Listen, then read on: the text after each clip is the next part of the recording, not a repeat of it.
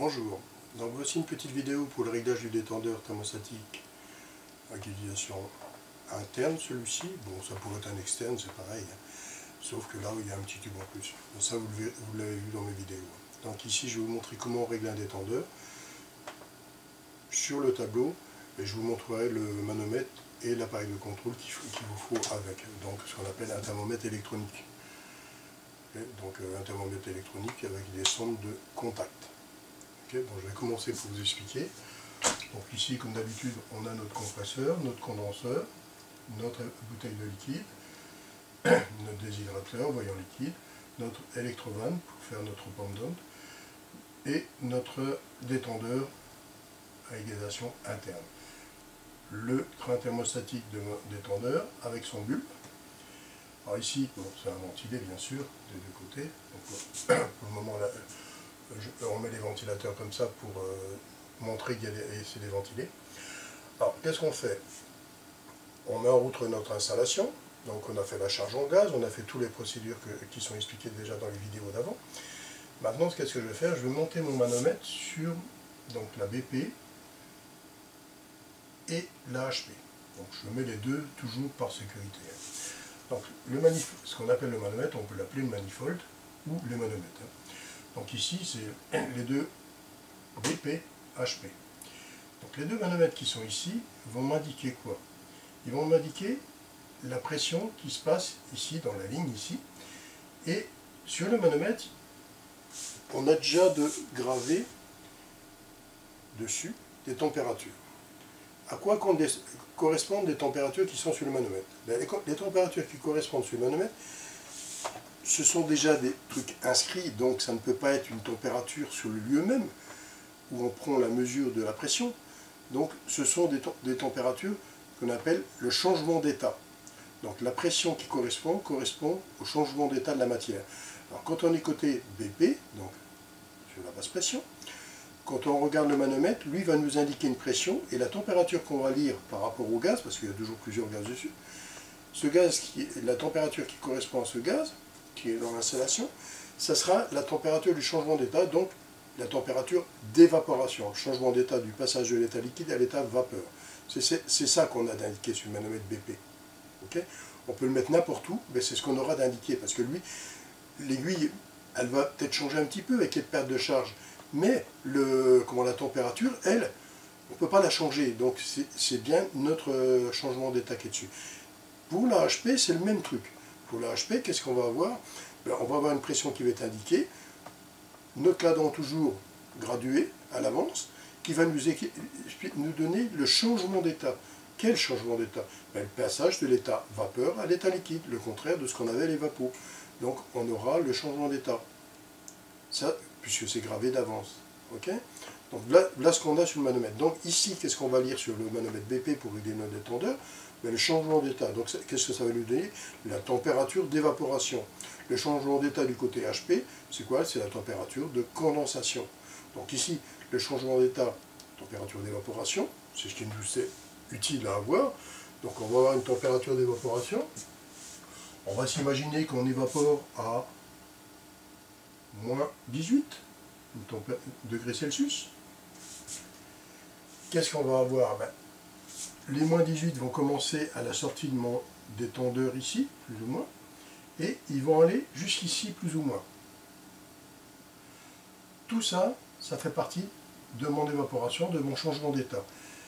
Donc j'ai moins 18 jusqu'ici. On va faire moins 18. Et à partir de là, comme je n'ai plus de liquide, tout est évaporé, j'ai le gaz qui est passé en vapeur, et comme il est passé en vapeur, qu'est-ce qui se passe lui? Je lui amène encore de la chaleur, parce que dans mon évaporateur, cette partie-là est encore dans l'évaporateur, et dans mon évaporateur, j'y amène de l'air, et je vais réchauffer encore cette vapeur, et ça s'appelle la surchauffe, puisque je ne suis plus dans l'état changement d'état, passage de l'état liquide à l'état vapeur, je suis passé cette ligne-là, donc je surchauffe ma vapeur. Et ma surchauffe, elle va aller de là à là. Et qu'est-ce qu'on va avoir comme surchauffe? La surchauffe, elle, en général, elle se balade entre 5 à 7 Kelvin. Donc ça veut dire quoi?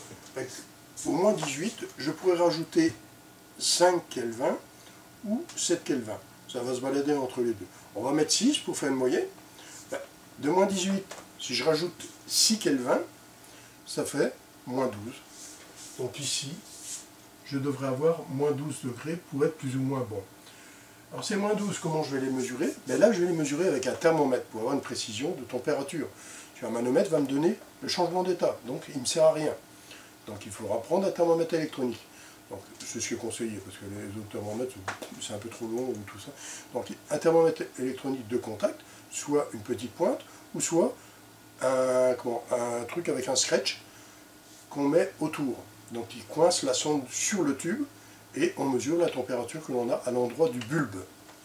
Donc ici, j'ai mis un thermomètre ici, et sur ce thermomètre-là, je devrais lire moins 12. Moins 12 degrés Celsius. Donc là, ça voudra dire que mon détendeur est plus ou moins bien réglé. Si j'ai moins 13 ou que j'ai moins 11, je suis dans la norme des 5-7. Donc là, il n'y a pas de problème. Okay, donc là, c'est la plage que je me fais. Alors maintenant, admettons que mon détendeur, j'ai une surchauffe très grande. J'ai moins 18, au lieu d'avoir moins 11, le minimum pour avoir 7 degrés de surchauffe, que je me retrouve avec, on va dire, moins 8. Moins 8, j'ai une très grande surchauffe. Moins 8, ça me fait 10 Kelvin de surchauffe. 10 Kelvin de surchauffe, c'est trop grand. Pourquoi? Parce que cette surchauffe qui est là, moi je vais la retrouver à mon compresseur, et cette surchauffe qui est là au compresseur, bon, plus la ligne d'aspiration qui va me faire augmenter cette surchauffe. Hein. On va l'oublier ça. Hein. Je vais arriver au compresseur un peu trop chaud, et qu'est-ce qui va se passer? Les sorties de gaz qui sont à mon compresseur en côté HP vont être très très chauds.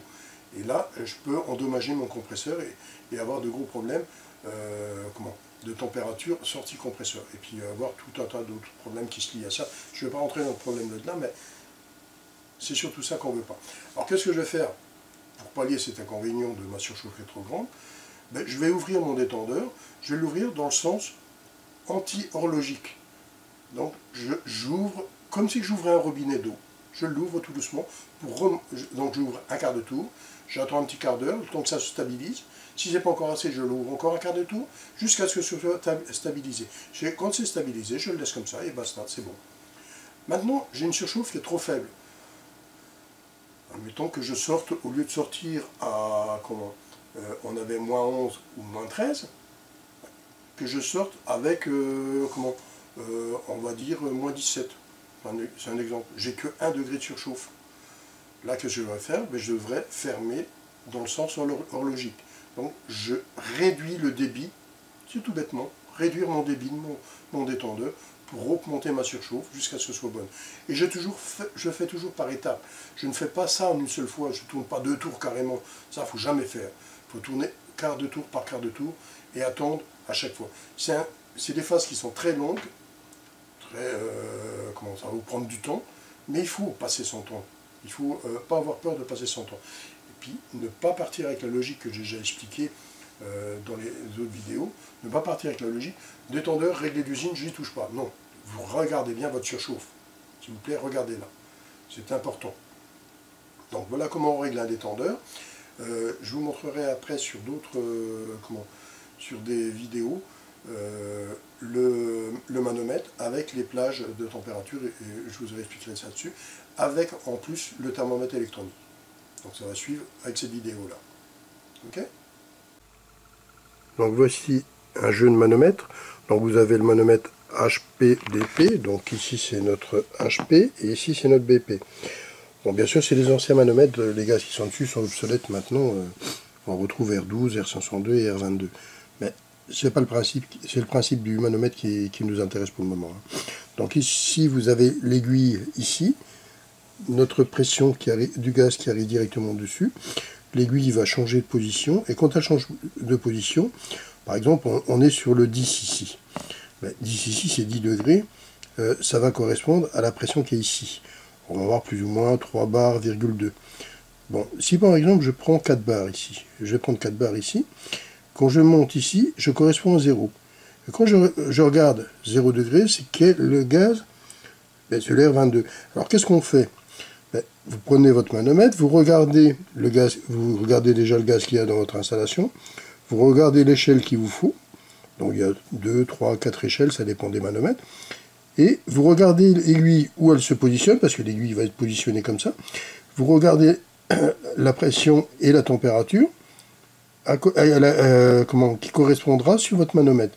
Ça vous indiquera directement la température. Je vous rappelle, c'est le changement d'état. Ici, on aura l'évaporation.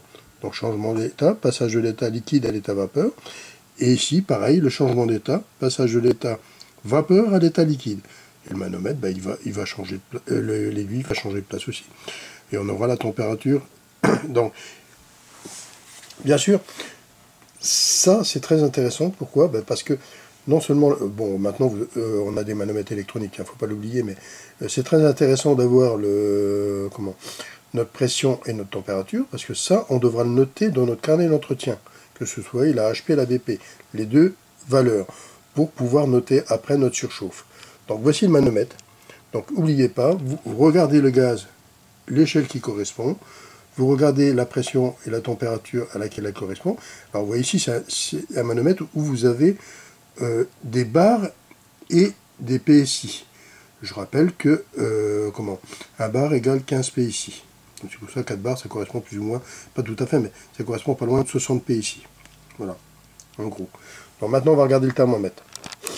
Donc ici, voici un thermomètre électronique. Bon, j'adore cela parce que, vous voyez, il y a A, B, C, ça veut dire que je peux mettre 3 sondes dessus. Donc que ce soit n'importe quelle marque, du moment qu'on peut travailler avec ça, c'est génial. Bon, il y a d'autres thermomètres qui existent, mais je les aime bien ceux-là, parce qu'ils sont très pratiques. Alors ici, par exemple, vous avez une sonde qui est branchée en A et une sonde qui est branchée en B. Alors ces deux sondes-là, j'ai mis deux sondes différentes pour vous montrer les différentes sondes. Ici, vous avez la mise en marche de votre appareil. Donc ici, vous voyez, oh, 75 degrés. Ah non, c'est pas possible, parce que là, je suis en Fahrenheit. Donc j'appuie dessus, vous voyez, 24 degrés,1.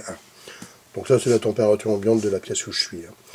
Alors, on peut choisir avec celui-ci le différentiel, le delta T, qui va nous être donné par les deux sondes. Mais bon, moi je préfère travailler avec le manomètre BP et la température sortie évaporateur. Alors ici, maintenant, je vais vous montrer, pour vous montrer. Donc ici, je vais avoir mon bulbe qui va être attaché là, le bulbe du détendeur. N'oubliez pas que chez Danfoss, il y a un petit côté plat qui doit être ici, ce derrière là. Je ne sais pas si on va bien voir, mais on ne voit pas tellement bien ce petit côté plat. Il doit être posé sur le tube, ce côté plat, il doit être posé sur le tube. Hein, okay. Donc ici, vous avez votre bulbe qui est placé au-dessus. Donc ça va dépendre de la grosseur du tube, mais ça, bon, il faut regarder dans les documentations la faute. Et ici, on va voir notre fameuse sonde de contact qui, elle, s'attache. Donc ici, vous voyez, il y a un creux, ici, on le voit. Hein. Ce creux, vous le mettez carrément sur le tube, ici. Et vous avez un scratch plus loin, voilà, que vous passez au-dessus de votre sonde pour la coincer dessus bien comme il faut. Okay, je vais vous montrer comment c'est fait. Donc vous voyez ici, je vous ai mis le train thermostatique, le bulbe du détendeur, et j'ai mis ma fameuse petite sonde électronique qui est reliée à mon appareil de contrôle, et j'ai mis le scratch au-dessus pour le coincer. Donc il faut bien le serrer fort, il faut essayer que ça ne bouge pas trop, pour avoir la température réelle qui se trouve sur le tube. Donc le bulbe étant là, la température étant là, j'ai ma température au bulbe. C'est ce qui me permettra de régler mon détendeur. Voilà, tout simplement. Alors on peut avoir une autre sonde. En train de la prendre. Voilà. On a ce genre de sonde qui existe, c'est une sonde de contact. Vous la posez tout bêtement sur le tube, donc on va la poser ici par exemple. Et je la pose tout bêtement sur le tube et je lis la température. C'est pas trop pratique parce qu'on peut rien faire d'autre que tenir le truc. Il est mieux ce petit truc avec le stretch. Moi je trouve ça plus sympa. Le truc où on appuie dessus puis qu'on est obligé de rester dessus. Vous êtes tout près vous êtes tout près de votre détendeur, vous êtes tout près du tube, vous ramenez de la chaleur. Alors c'est mieux de l'avoir le scratch là, vous sortez de la chambre, bon c'est une petite chambre bien sûr, et vous réglez à l'extérieur. Si ça ne va pas, ben vous laissez quelque temps votre appareil dedans, et vous rentrez pour regarder. Okay, Ça va? Donc voici notre thermomètre et on a vu notre manomètre. Bon, voilà le réglage du détendeur thermostatique. Que ce soit réalisation interne ou externe, que j'ai déjà expliqué, c'est la même chose pour le réglage. Donc j'espère que vous avez bien compris. Allez, à bientôt!